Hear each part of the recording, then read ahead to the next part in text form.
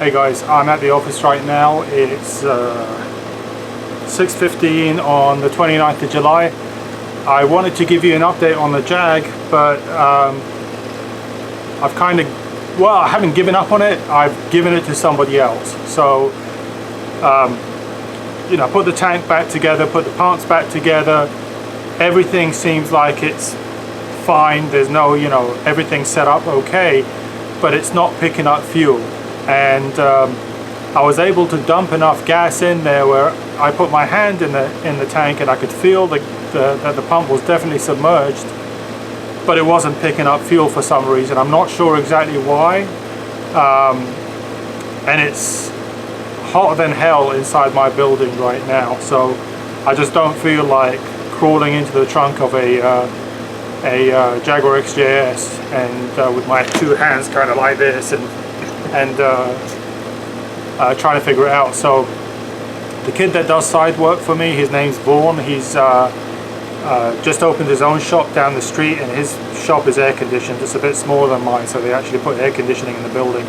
So I just had him come by, and he picked up the XJS, and he's going to take a stab at it and try to figure out what's wrong with it. Obviously, when I find out what I did wrong, I obviously did something wrong. I'm not sure exactly what it was though, because, you know, I tried to pump the fuel, you know, suck the fuel in using the ignition, you know, the regular car wiring, you know, plugging everything in, and I could feel the pump running. I had my hand on the pump, and I had some guy crank the engine. Didn't work. I hot wired 2 cables to a battery and tried to run it that way. Didn't work. I reversed the wiring. It didn't work. I had the fuel rail disconnected at the engine, so I could definitely see that there's no fuel getting up to the engine. So my only assumption is either the pump's working as it should and there's some kind of blockage that's preventing the fuel getting to the fuel rail, or I didn't do something right inside that tank, and I'm not sure exactly what that could be because it was pretty straightforward. But in any case, that's where I am, and I'll give you an update on that later. Hey guys, this is Al again. I'm back at the shop. As you can see, the Jaguar XJS is back. I'm going to pass the camera. I'm going to take over the camera and pass it so that Vaughn can tell you what's going on. He's got his own shop now, and I couldn't figure out what was wrong with it, so he went back in. He took a look and figured out what was wrong. So let's go back and I'll switch him over. Okay. Alright, so what, it came to me, there was no fuel pressure at any of the lines on the engine, but you could hear the pumps running. I could feel the pumps running, but I took the hoses off the engine side, and I couldn't see any fuel coming out the other end, so that was the problem. So after getting the tank out, or slid back, which is a real fun project, there's 2 pumps inside, each have their own supply and return hose.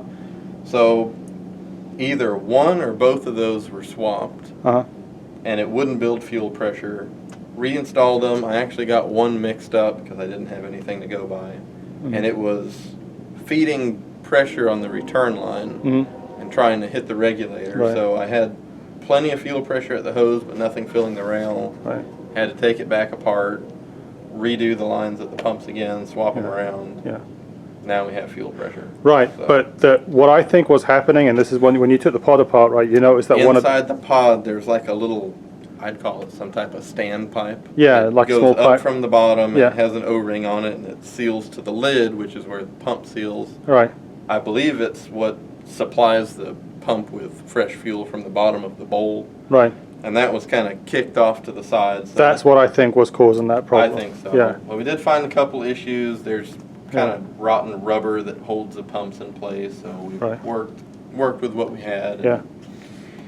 Seems to be working now. And the other thing I think is really, really important, if anyone goes into this fuel tank, expect to replace those hoses. They're 516 hoses. Make sure you get submersible hoses. You can find them on Amazon. You can find them at AutoZone. Absolutely. You won't find them in stock. You'll have to order them at AutoZone or O'Reilly's or wherever. But Amazon sells them at the lowest price. They're like $27 for the Gates hoses. Buy those hoses because if they you will don't, deteriorate. yeah. They'll eat it. The fuel will eat Yeah. it from the outside. If you in. put natural rubber hoses in there, like the rubber hoses that are lined on the inside for the fuel injection, they will basically start disintegrating from the outside and leave a whole bunch of residue at the bottom of the tank, which is what we saw over here when we pulled the tank apart. Right? The inner barrier layer of the hose can take the fuel, but the outside just gets completely deteriorated. And it clear as day that somebody's replaced them in the past, because that's how the hoses were. They're all swollen and gummed up. And we found about 4 hose clamps at the bottom of the tank from previous attempts. Yeah. So, but now it runs and it starts. Let me crank it.